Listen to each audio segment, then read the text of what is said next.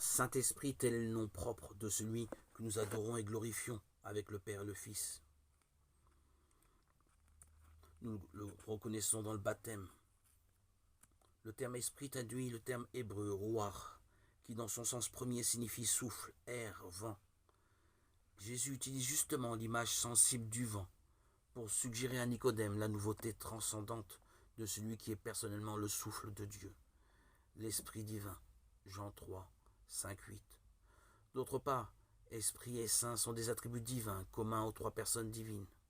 Mais en joignant les deux termes, l'Écriture et le langage désignent la personne ineffable de l'Esprit Saint, sans équivoque possible avec les autres emplois des termes Esprit et Saint.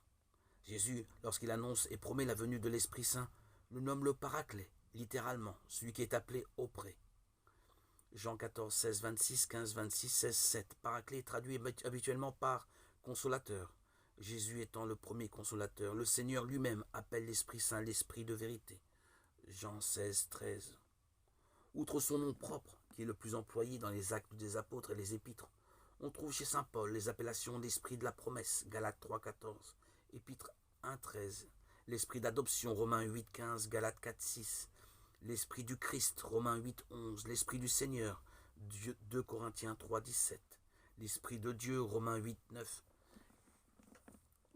1 Corinthiens 6, 11, 7, 40, et chez saint Pierre, l'esprit de gloire, 1 Pierre 4, 14.